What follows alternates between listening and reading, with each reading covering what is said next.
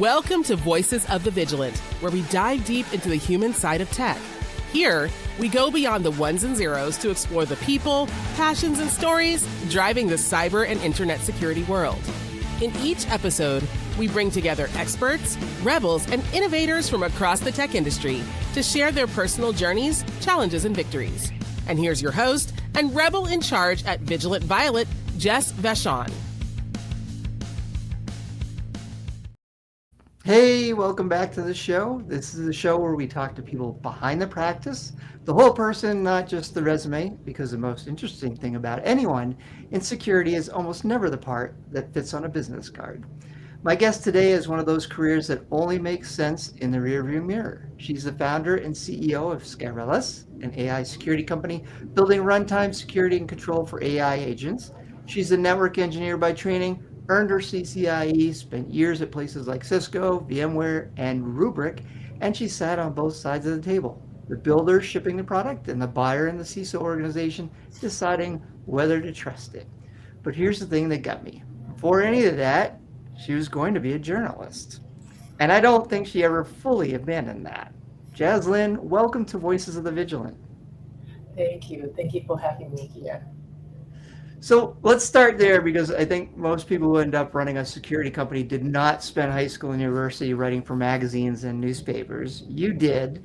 You became a chief editor.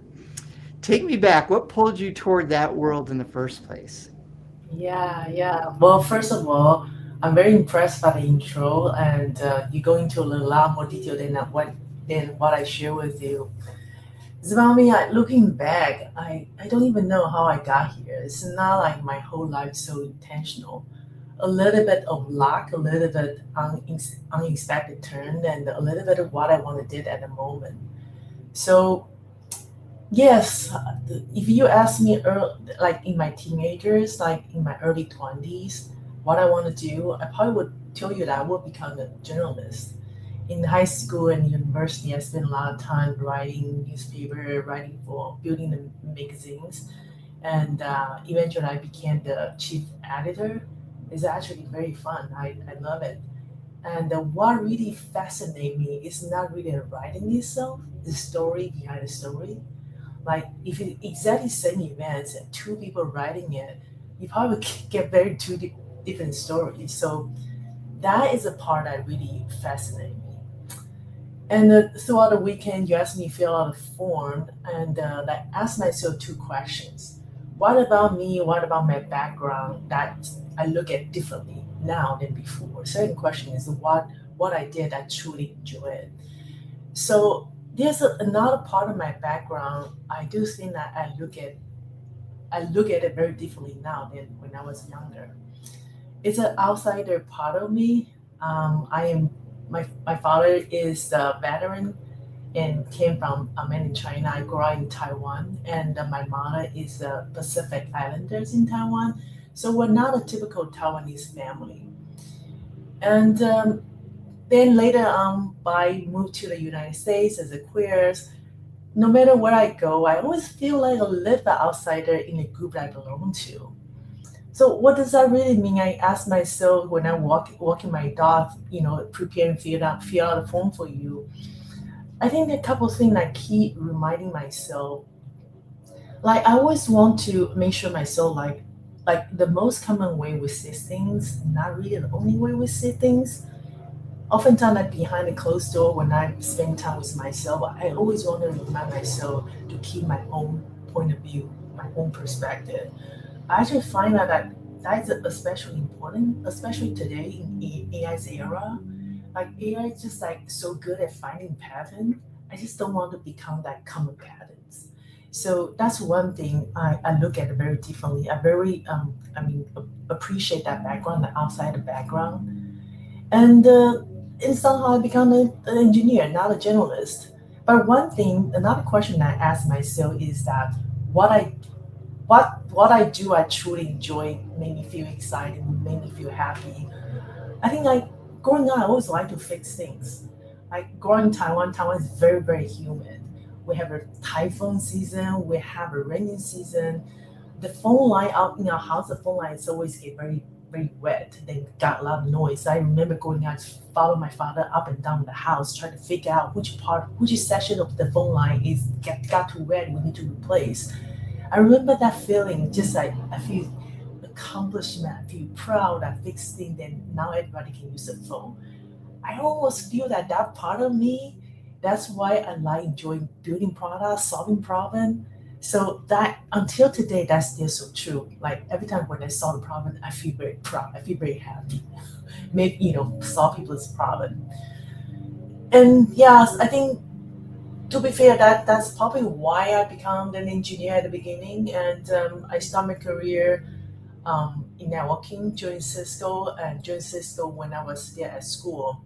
Then I go a little bit deeper. I start getting the CCNA certificate and go through a CCNP all the way to CCIE.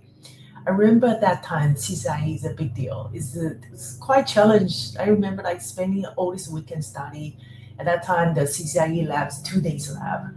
It's very fascinating. Give you a very complex network problem, give you a whole bunch of equipment, you build it hands-on. I remember the second day, and during lunchtime, everybody had to leave the room, go to have lunch. Somebody would come in to max out your network. The rest of that, and then is troubleshooting.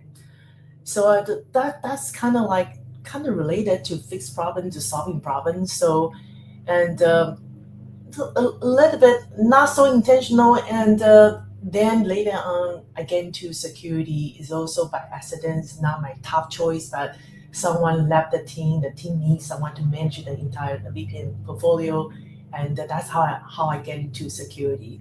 From VPN, and I get into the endpoint security, and then from there data security. But one thing I feel like I am glad, and I got into the CISO's office. So also by accident, not by choice. And I was a reporter CPO. CPO left. I'm the only person working on the security in RingCentral. It's like, why don't you just go work for the CISO?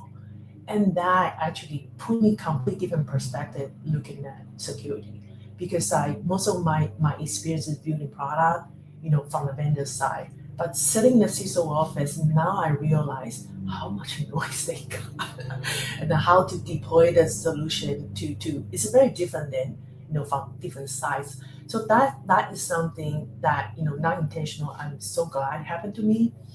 So that's me. And security, I think security is I think that really gave me a different perspective by looking at security, right? So I think that's it. So like maybe I never become the journalist, but I just still have that journalist in me. I just change the subject I investigate, and that's where I am. Oh, of course I have to talk about being a founder. That is also is not intentional. So I was looking for something I need in my previous job. I just couldn't find it, and never really crossed my mind I would become a founder. At that moment, I don't know what got into me. I just feel like I can't find it, but I really have a very clear idea what I want to do, and I really pretty much a leap of faith and think that hey, maybe I should give it a try. If you asked me 2 years ago, 3 years ago, I probably won't believe you. If you talk to a lot of people in my career I met before, they probably would be surprised as well. But that's life, man. A little bit luck, opportunity, and a little bit what you want to do, and where I am.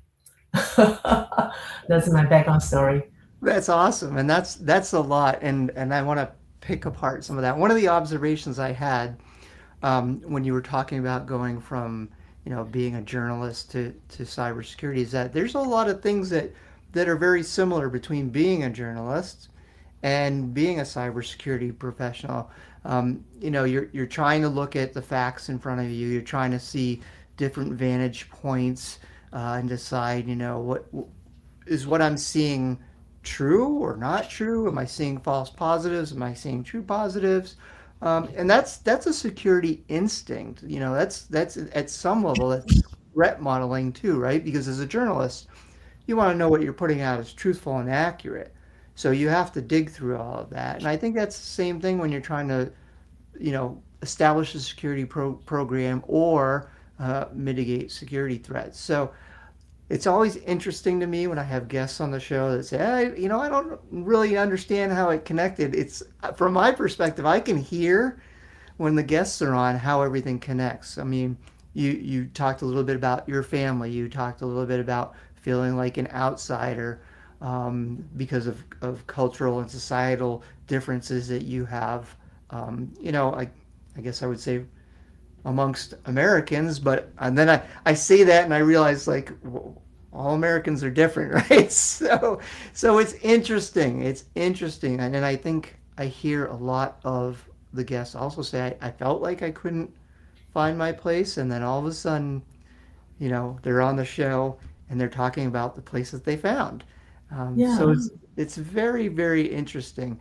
Um, you talked a little bit about your childhood. I like to ask my guests like what influences did your parents have on you on either who you are as a person today or maybe those career choices because we aren't just born and we become who we are. Our parents have a good amount of influence on us, and I'd like you to explore that a little bit if you could. Yeah, I think one influence is how different my mom and my dad, how different they are. And it's not a lot intentional. I feel like one thing about my family is that I think they always allow us to be different. Like I never give a crap like because I'm different saying I've been punished. I've been punished is because I didn't do my job. Yeah, and my mom is very critical. I think maybe my mom and the family, we all have that kind of like outsider, right? So like I think I sometimes always can find why this is this way. I always ask that question. And my mom is that way too. Maybe it's I got it from her, maybe because of the environment they give us. Like sometimes I have to remind myself, don't be too critical. Like ask questions, sometimes like annoying people, I have to read the room a little bit because I just have a lot of questions. Not I want to challenging you, I just have questions. Sometimes I have to read the room a little bit, ask me to die down, tone down a little bit. Like even with my team, right? If you have 10 questions, just ask five. The other five you ask separately. Like that's just in me sometimes like bothers my partner as well. Like why you have so many questions? Just let it go. So I guess that is just like in our dining table, we always have dinner together. In the dining tables, like everybody's like hands everywhere, try to talk about what's going on and always question each other. I guess that's the main thing. And another thing is very important for my family is that you have to be responsible for yourself. I remember my first international trip. I had to work my butt off to save that money to pay for myself. And I'm so glad because I mean, if I don't get certain thing, I don't get upset. I don't get disappointed. I guess these will be the two things I would think that I remember the most from my family, from my upbringing. That's awesome. So you grew up with the family, you move out of the family. Tell us about that block when you're in, say, your early 20s or 30s. What was that like for you as you were saying, journalism, information technology? Talk to us a little bit about that discovery phase. Yeah, yeah. So in my 20s and all the way to the early 30s, I travel a lot. I backpack a lot. I'll find any opportunity to travel and I write because I want to tell the story to my family. I start building blog, writing blog.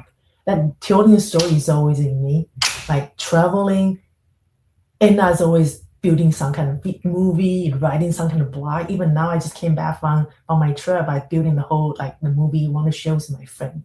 That's always in me. In my early 20s, I spent a lot of time. I find funny in that part of my career. I try to find jobs so I can travel. So I remember I was part of the marketing team. We have a lot of trade shows, and then like I guess I have to say that technology. I love talking about technology. I love to like tell the story about technology, making the way that I practice on my mom. My mom have no technical background. I'll take that and try to explain to my mom. If she cannot understand, inside me, or feel like, oh, it's a big win for me. Even my mom can understand. So like and also like traveling, also the telling story. So that's my early career. So like I spent a lot of time finding a job I can travel. I really enjoy like talking about technology in different culture background. Like if you go to Korea, you're dealing with different cultures. You go to South America, different culture. That kind of experience, that memories always stay with me. I just love it. Yeah. Do I answer your question? I feel like mumbling. Yeah, no, you did. Let's drill down on that a little bit though, because I think that's an important part, the traveling and experiencing different cultures. How does that inform how you think, and how, if at all, has it informed or guided your career? I think don't assume things, because I oftentimes at that time I'm working for a very big company, Cisco. Like in US, in Silicon Valley, we always driving the technology. We are so comfortable to bring that, hey, this is the way it should be. But sometimes it's not that's not how other people do business, but they have different technical problem. So we have to be creative how to really introduce the technologies that already exist. We know how to solve certain problem. We can introduce it. You always want to be creative. How to use what you have to solve the local problem. That I love that. I love that part of my job. Yeah. Let's talk a little bit about intersectionality, because you touched upon it earlier in the conversation, and it's important to me because part of the reason I have the podcast is so that I can bring uh, diverse viewpoints and diverse people, or people from diverse backgrounds, onto the show. I've probably talked about it before. I am from the queer community myself, and I have my own opinions about what it's like to be queer in technology. But you've touched upon that a little bit. Why don't you tell us from your perspective?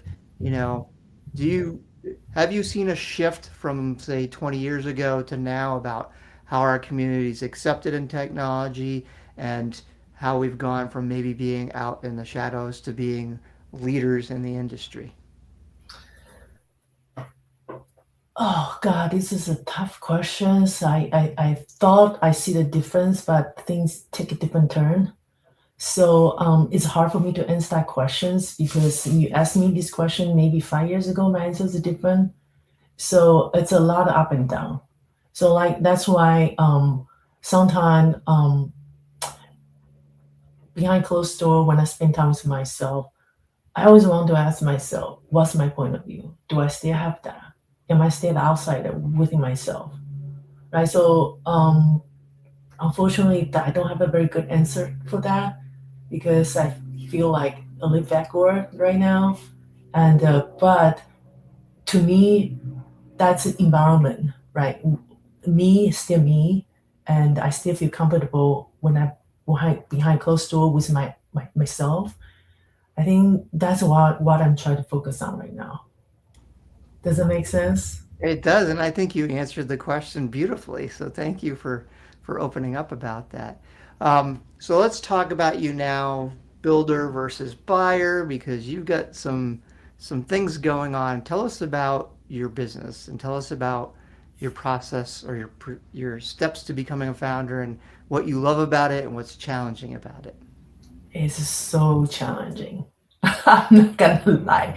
So how I became a founder in my previous job, and I really appreciate to have that opportunity. I was in the network security company for 911, right? Space is very mission critical.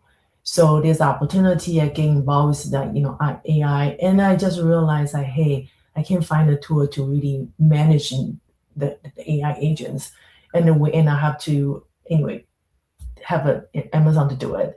So I have partner to do it. So like I see that coming, the huge wave coming. That AI is so powerful, so optimistic, so much possibility. It comes with cost. So I quit a cushion job, and it's not like I look. I see myself as an underdog. It's not like I have a deep pocket, but I feel like I want to give it a try. Right? I know that success rate is low, but I gotta give it a try, because I feel like there's something in me I just cannot let go.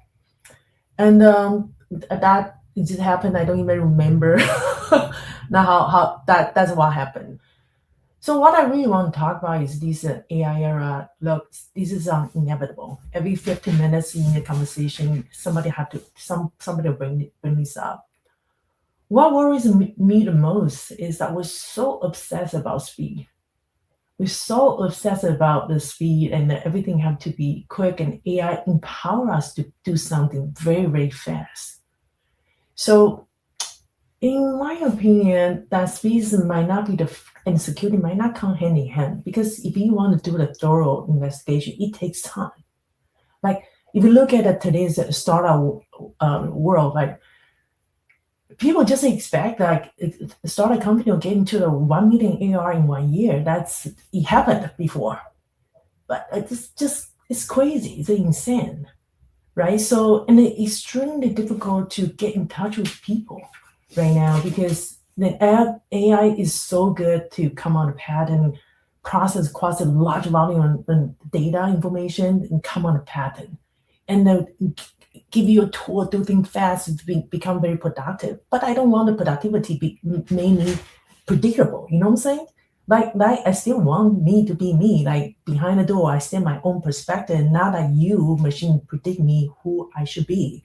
But unfortunately, right now you open up the link and hey, I'm part of the when I use AI to beautify my writing as well, right? But a lot of content is produced by AI. I don't know how much of this is thought to, right? And building our trust becomes so difficult. Everybody reaches the same common conclusion, and everybody want to fight for the speed, so obsessed about speed, including myself, right? Like sometimes speed becomes so counterproductive, especially in terms of security, building relationship, building trust. So the AI technology comes with a lot of opportunity, but comes with cost.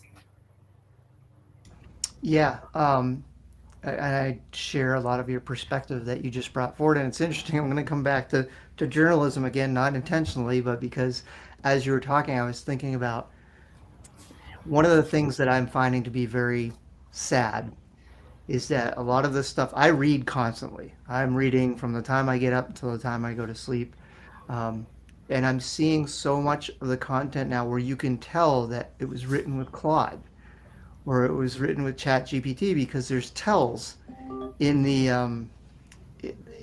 in the writing. There's common words that get used, and it's so disappointing to start reading an article that has some of your interest and then all of a sudden realize, oh, this was just put together by AI. And to your point about how rapid the companies are trying to move, they're so focused on making the dollar using AI to justify using AI that they're just throwing the quality out the window. And to your point, we're starting to lose the humanity that goes along with it. And I've talked about this before, and I'm glad you brought it up as something for us to chat about here, is that if we get so focused on AI and replacing everything with AI, what is there left for humans? Right? Because we're here and we feel like we need to have a purpose. And if we hand all that purpose over, what's left? Um, so I'm glad that you touched upon that. But I want to drill down again on what you're doing, like how, Yeah. in terms of security or even making the world a better place in terms of using AI. What are you bringing to the table? Why should people come to you and say, show us your product versus someone else's product? Yeah.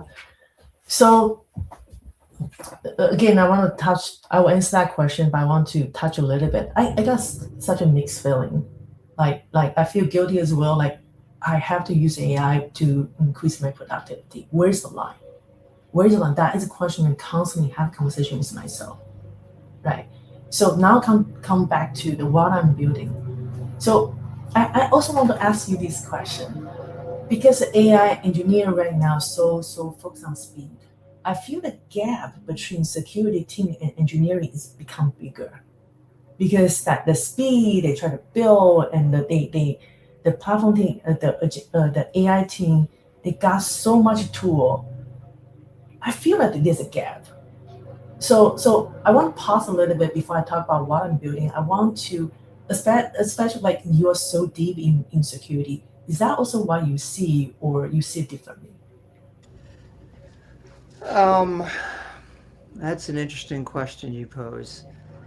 So in cybersecurity, I think we're using AI as a tool because we need to, because there's so much data we're trying to pull together. It's just it's not humanly possible to correlate all of it. So it's a struggle because I work with my team and we talk about, okay, how are we using this? We're using it, gather the data and have it give us some graphing or have it, give us some suggestions of what it's seeing in the data. But you still have to be skilled enough in your work to know if that data is accurate or not. And then you have to understand, okay, it's taken the data, it's manipulated it and given it to you in a way that you can understand it better. Now you have to make decisions based upon it. And how do you make those decisions? That's not something we can leave to AI. It can suggest things, but it doesn't live in the real world with working relationships like we have, which are Mhm. built on trust and built on making sure that things are as accurate as possible. So there's that element to it. And then in the broader IT organizations, I do see gapping. I see people who either are not learning AI skills, such as, and when I say skills, I mean just basic quality prompting, uh, Mhm. or they're thinking that they don't want to entertain it because it's going to replace them. And the Mhm. sad thing is that you can cover your eyes and you can cover your mouth and you can cover your ears to AI, but it's coming anyways. Mhm. Um, and so I think it behooves all of us in technology to find that balance Mhm. in using it as a tool, not Mhm. turning our whole careers and our whole lives over to it, to still think critically and interpret the information and still work person to person with what you're trying to do. Mhm. I Yeah. I think kind of what you're getting at is, are we starting to see another technology gap like when personal computers first came out, right? Wealthier families had it, less wealthy families didn't, and there was a technology gap that happened. I think Mhm. we're seeing something similar with AI, not necessarily based on dollars, but based on access and understanding around it. Mhm. Mhm. Yeah. Yeah. Yes. So the problem that I'm trying to, I hope I can solve is that right now, like engineer building so fast. The gap that I'm seeing here is that they move so fast and they're so deep, but security team might not really have the visibility and the control to it. Like the AI, AI is huge umbrella terms, and if first of all, what everybody means, they all use AI, but they mean differently. So like Scott, what we're building here is really like we're building visibility and the policy platform for AI agent. So security team will be able to have visibility and more control on what AI agent does. Talking to builders, I understand that we right now today we use a RAG will provide instruction to make sure that hope that agent will follow the instructions. But that probably good for like I'm just come out number, right? 50, 60%. I'm not sure how true it is. There will be certain thing that gray areas is not acceptable. You have to be able to like these 10 questions. I just want to have a black and white runtime control, right? That I think that is still important. Right now, I feel like language model become more and more powerful. A lot of time is still very arbitrary instruction based. So and also can security really have a full visibility into it, have a full control. So that is an area like we are focused on right now. Yeah, and that's you're 100% correct on that because I would, and I've said this before, security teams right now, we still can't see into the machine, so to speak. We can see activity around the outside of it, but we can't see if it's drifting. We can't see if it's breaking outside the parameters that are set for it. And we're having to work alongside or trust our partners in technology that they're, kind of sitting in the saddle on the horse because we're running alongside the horse and we're not keeping up very well. So Yeah. it's a very important aspect. How is your tool addressing that? How is it giving the visibility, but how is it also making sure that it knows that those parameters are being followed and not violated? Yeah. We're still in the process of it's building it. I think the visibility is we'll try to gather all the evidence to find. We're very laser focused on, first of all, AI agent. When everybody talking about AI agent, it might mean different things. Some people means that the cloud sitting in your laptop. We're really focused on the cloud-based AI agents. So I kind of feel like majority SaaS company eventually will become some sort of agentic company because a lot of SaaS-based workflow can be automated right, by AI. So these will be sitting somewhere in the cloud. So and we want to make sure that hey, whoever using the third-party AI agent still can bring in their own policy. So like enterprise, they're so used to bring your own key. How can we really make the job easier for the SaaS vendor? They can really have customer-based policy, not just everybody still share generic policy. That's one thing. And then really that's one use case. Another use case is that enterprise within enterprise, they start building the AI agent for the internal employee use to increase productivity.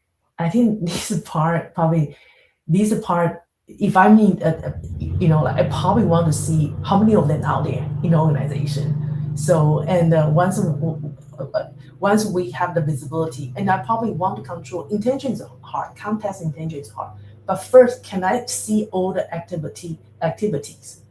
Okay, either 90%, 60% probably can be covered by how you build the agents, but got to be something, it has to be black and white that I can have full control. So these are the high level two type of use cases we're addressing right now. You said something that scared me, and I don't think you know that you said it or may not have heard yourself say it, but you mentioned individual customers bringing their individual policies into AI, and immediately the first thing I thought was if a vendor is trying to adapt their tool to individual customer needs and it's AI based, what does that do to the model? What does that introduce to the mix that may throw these rules or controls that the vendor has built around the AI? What does it do to those, right? And how?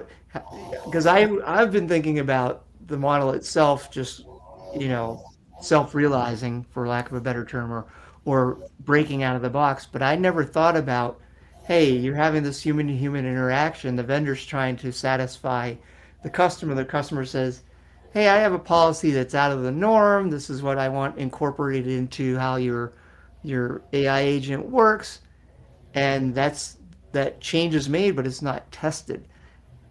And I just thought now on a grander scale, we start to have 10 or 20 of our vendors in the environment who now have AI enhanced tooling, and they start to tailor the product to individual customers. What threat does that bring into the enterprise? And are we talking about it, and are we thinking about it? And I don't even know that you know that you opened that door, but immediately when you said that piece, I made a connection there. What are your thoughts on that? Yeah, so I think that we might mean a little bit different things. So like if I using a third party AI agents, but I still want my policy to be enforced. Not so much about the model itself. It's more like the AI agents. Well, everybody. One of the use case where I'm working with one of my customers is that they are sold into enterprise, but each of their enterprise has different nuance, right? So how can you ensure like, hey, certain thing I want to match, the other customer might not care, but how can I really ensure, hey, I care about these four things. Can you make sure the send AI agent can enforce these four things? Because I know that you send AI agent have to serve 10 different customers, but these are four things I care. Can you please make sure these four things is black and white, not like a, you know, Yeah, that's what I meant.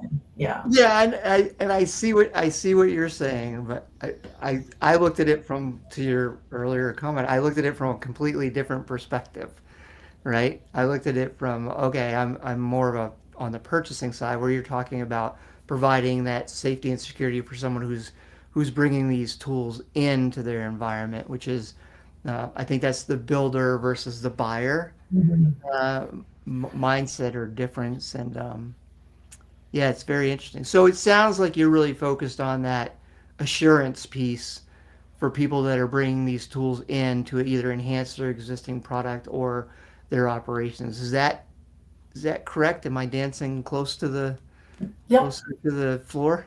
Yeah. Yes. Yeah. It's two different use case. So we're talking about the here and now. Where do you see things, or where do you see your product, or where do you see security for AI in 3 years or 5 years? Wow. I'll be honest with you, I don't know. The market is so noisy right now, and things are changing so fast.